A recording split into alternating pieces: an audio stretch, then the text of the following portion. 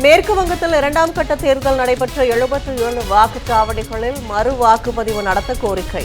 வாக்குப்பதிவு இயந்திரம் பழுது, சேதப்படுத்துதல், கைப்பற்றுதல் உள்ளிட்ட பல்வேறு காரணங்களை அடிப்படையாக கொண்டு தேர்தல் ஆணையம் பரிசீலனை.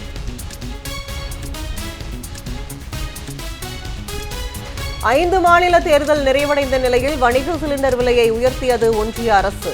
ஓட்டல்களில் உணவுப் பொருட்களின் விலை மேலும் உயரும் அபாயம். வீட்டு உபயோக சிலிண்டர் முன்பதிவு இடைவெளி 25 நாட்களாக அதிகரிக்கப்பட்டதால் இல்லத்தரசிகள் அதிர்ச்சி.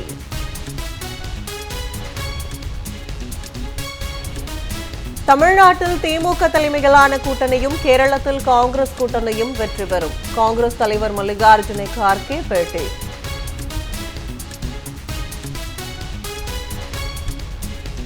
மேற்கு வங்கத்தில் மின்னணு வாக்குப்பதிவு இயந்திரங்களை மாற்ற பாஜக சதி.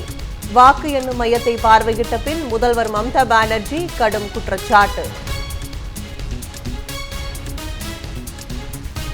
மருத்துவக் கல்லூரிகளில் 150 MBBS இடங்களுக்கு மேல் நிரப்பக்கூடாது என்ற விதி திரும்பப் பெறப்பட்டது. 10 லட்சம் மக்கள் தொகைக்கு 100 MBBS இடங்கள் என்ற அளவில் புதிய வழிகாட்டுதல்களை வெளியிட்டது தேசிய மருத்துவ ஆணையம்.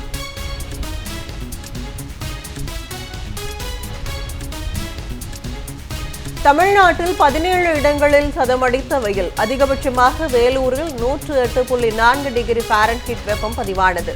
கரூர் பரமத்தியில் வெப்ப அலை வீசியதால் மக்கள் அவதி.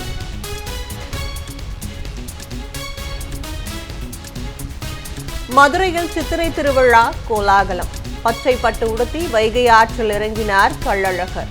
லட்சக்கணக்கான பக்தர்கள் திரண்டு தரிசனம். கி வீரமணி, செல்வ பெருந்தகை, பே சண்முகம் உள்ளிட்ட தலைவர்களும் மே தின வாழ்த்து. தொழிலாளர்களின் வாழ்வில் விடியலை கொண்டு வந்த நாள் என்றும் பெருமிதம்.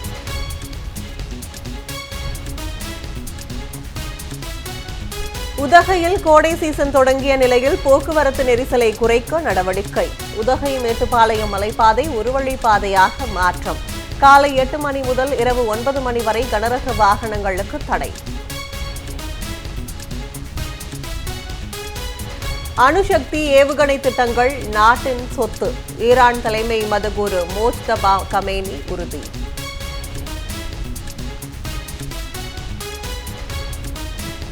மியான்மரின் முன்னாள் அரசு ஆலோசகர் ஆங் சான் சூகிக்கு விதிக்கப்பட்ட சிறை தண்டனை குறைப்பு. சிறைச்சாலையில் இருந்து வீட்டு காவலுக்கு மாற்றப்பட்டார்.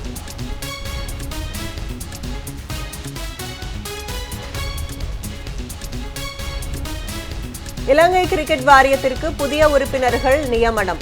சங்கக்காரா உள்பட 9 உறுப்பினர்களை நியமித்து அறிவிப்பு.